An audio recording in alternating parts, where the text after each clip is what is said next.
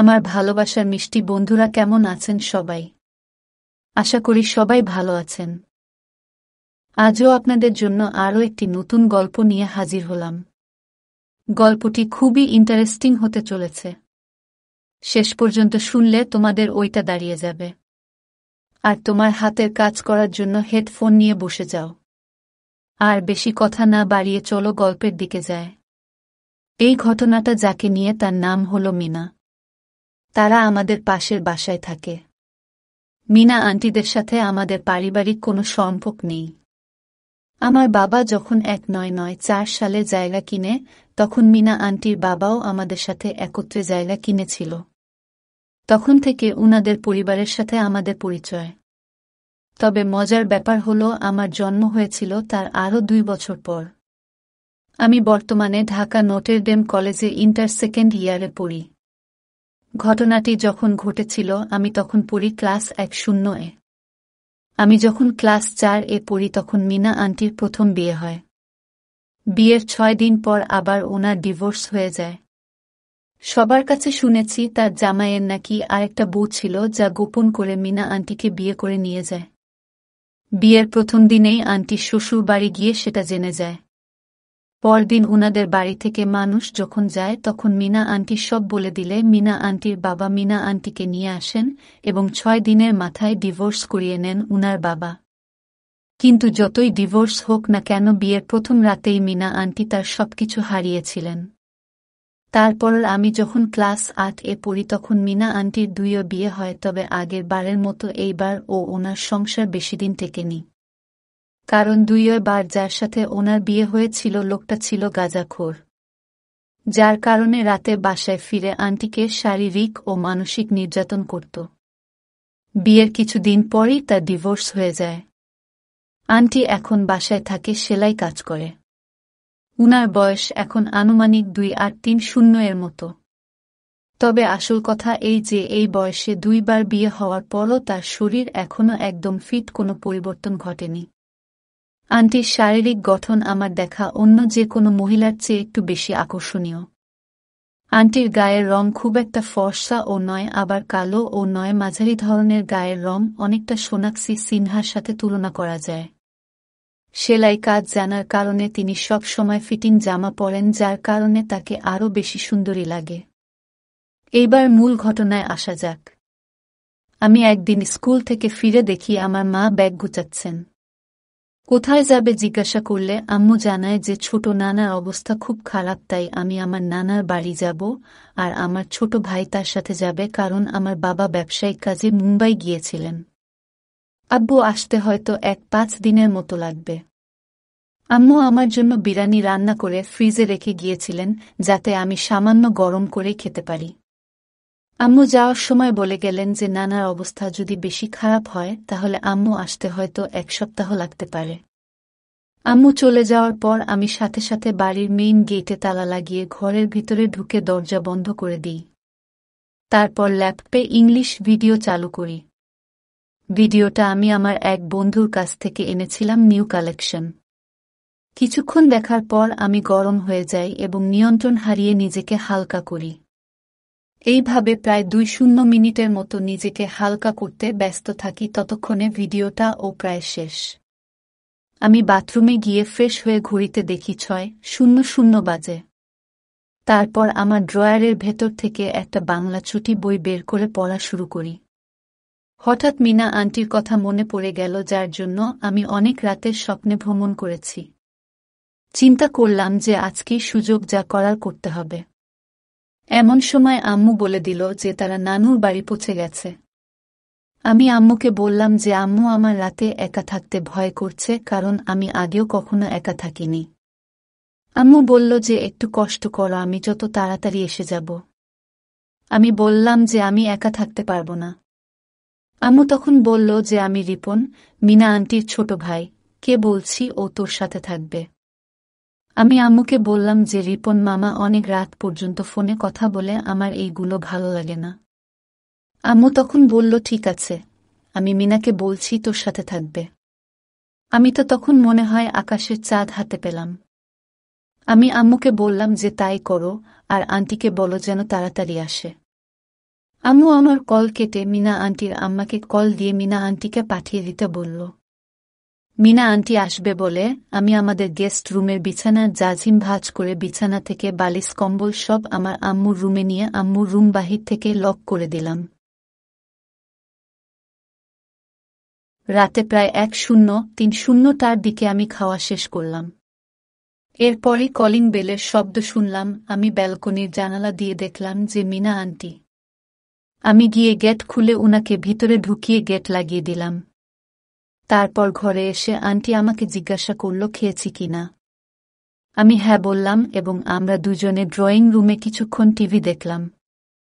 রাত প্রায় 1:03 দিকে আন্টি জিজ্ঞাসা করল যে উনি কোথায় শোবেন। আমি আন্টিকে বললাম যে গেস্ট রুমের বিছানাপত্র উল্টা পাল্টা, ওখানে শোয়া যাবে না, আর অন্য সব রুম বন্ধ। আপনি আমার রুমে শুয়ে যান, আমি সোফাতে শোব। আন্টি বললেন তা হয় না, আমি সোফাতে শুচ্ছি। এইভাবে আমাদের মধ্যে কিছুক্ষণ তর্ক চলল। তারপর আন্টি বলল চলো আমরা একসাথে শুই। আমি তো মহা খুশি। তারপর আমরা একসাথে আমার খাটে শুয়ে পড়লাম। আমরা শুয়ে শুয়ে গল্প করতে লাগলাম। কিছুক্ষণ পর আন্টি বলল যে ওনার ঘুম পাচ্ছে, তাই উনি খাটের অন্য দিকে ফিরে ঘুমানোর চেষ্টা করল। কিন্তু আমার ঘুম আসছিল না। আমি শুধু চিন্তা করতে লাগলাম কিভাবে আন্টিকে ভালোবাসার কথাটা বলবো। কিছুক্ষণ পর আমার মাথায় একটা বুদ্ধি এলো। আমি খাটের মধ্যে নড়াচড়া শুরু করলাম। মিনা আন্টি বলল কিরে এইরকম করতেছিস কেন? আমি বললাম যে আসলে আন্টি আমি কোল বালিশ ছাড়া ঘুমাতে পারি না। গত কিছুদিন আগে আমার মামাতো বোনরা আমাদের বাসায় বেড়াতে এসে আমার কোল বালিশটা ছিদ্র করে তার ভেতর থেকে সব তুলো বাহির করে ফেলেছিল, যার কারণে নতুন কোল বালিশ বানাতে দিয়েছে। কিন্তু সেটা এখনো আনা হয়নি। আন্টি জিজ্ঞাসা করল এই কয়দিন তাহলে কিভাবে ঘুমাইছ? আমি বললাম এই কয়দিন আমার ছোট ভাইকে ধরে ঘুমাইতাম, এখন তো আর ও নেই তাই। আন্টি বলল যে কি আর করবি, কষ্ট করে শুয়ে পড়ো। আন্টি আবার অন্যদিকে ফিরে শুয়ে গেল। আমি আবার নড়াচড়া শুরু করলাম। এইভাবে কিছুক্ষণ যাওয়ার পর আমি বললাম আন্টি ঘুমিয়ে গেছেন নাকি? আন্টি বলল তোর জ্বালায় ঘুমাতে পারলে তো। আমি বললাম একটা কথা বলবো। আন্টি সম্মতি জানালো। আমি বললাম আন্টি আমি কি আপনাকে ধরে ঘুমাবো? আমি ডিম লাইটের আলোতে দেখলাম যে আন্টি আমার দিকে চোখ বড় বড় করে তাকালো। আন্টির তাকানোর স্টাইল দেখে আমি বললাম যে না থাক, লাগবে না। আমি আবার নড়াচড়া শুরু করলাম। কিছুক্ষণ পর আন্টি বলল ঠিক আছে ধর, তবে পেছন থেকে। আমি বললাম ঠিক আছে। নাই, মামার চেয়ে কানা মামা ভালো। আমি এক পাশ থেকে আন্টির বাহুর নিচ দিয়ে শরীরের হাত রাখতেই আমি যেন শক খেলাম, আর আন্টিও একটু নড়ে উঠলেন। আমি কিছু না হওয়ার ভান করে শুয়ে থাকলাম, আর আমার এক পা আন্টির উপর তুলে দিলাম। আমি তো ততক্ষণে স্বর্গে পৌঁছে গেছি। আমি এবার আমার ভালোবাসা অনুভব করাতে লাগলাম। দেখলাম আন্টির আচরণ কিছুটা অস্বাভাবিক হয়েছে। এইভাবে কিছুক্ষণ যাওয়ার আন্টি হঠাৎ আমার হাত ধরে সরিয়ে দিলেন। আমি ভয় পেয়ে গেলাম, কিন্তু কিছু বললাম না। এরপর যা ঘটেছিল তা ছিল আমার জন্য আনএক্সপেক্টেড। আন্টি চিত হয়ে শুলেন এবং আমার হাতটা ধরে ভালোবাসার বার্তা দিলেন। আমি আবার কিছুটা সাহস পেলাম। আমি এক দৃষ্টিতে আন্টির দিকে তাকিয়ে থাকলাম। আন্টি আমার দিকে ফিরতেই আমার ডাকল। আমি আন্টিকে সাহস করে বললাম আন্টি আপনি খুব সুন্দর ও আকর্ষণীয়। আন্টি প্রথমে কিছুটা বিস্মিত হলেন এবং তারপর বললেন যখন কোনো ছেলে কোনো মেয়েকে ভালোবাসলে আকর্ষণীয় হয়ে যায়। আমি কিছু না বোঝার ভান করে বললাম কাউকে ভালোবেসেছিলে যে আপনি এত আকর্ষণীয় হয়ে উঠলেন? আন্টি বলল যা বদমাশ, না বুঝেও না বোঝার ভান করিস না। আমি বললাম সত্যি আন্টি, আমি এখনো বুঝতে পারছি না আপনি কি বোঝার কথা বলছেন। আন্টি আমাকে বলল যে আমার যখন বিয়ে হয়েছিল তখন আমার বর আমার ভালোবেসেছিল। আমি বললাম আচ্ছা, যদি তোমাকে কেউ ভালোবাসে তাহলে তুমি অনেক মজা পাও। আমি বললাম আচ্ছা, আমি যদি এখন তোমার ভালোবাসি তাহলে কি তোমার আনন্দ অনুভব হবে? আন্টি বলল হ্যাঁ হবে। আমি একটু হতাশ হলাম। তারপর আন্টিকে জিজ্ঞাসা করলাম যে আন্টি বিয়ে হলে কি মানুষ ভালোবাসা ছাড়া আর কিছু করে না? আন্টি তখন বলল তুই তো দেখছি কিছুই জানিস না। বিয়ে হলে মানুষ একে অপরের সুখ দুঃখ বিনিময় করে। আমি আন্টিকে বললাম তারা কিভাবে সুখ দুঃখ বিনিময় করে। আন্টি তখন আমায় সবকিছু বুঝিয়ে বলল। আমি তখন বললাম, ছি, মানুষ এত নোংরা কাজও করে। আন্টি তখন আমাকে হালকা ধমক দিয়ে বলল, ছি বলার কিচ্ছু নেই, বিয়ে হলে তুই ও ওসব করবি।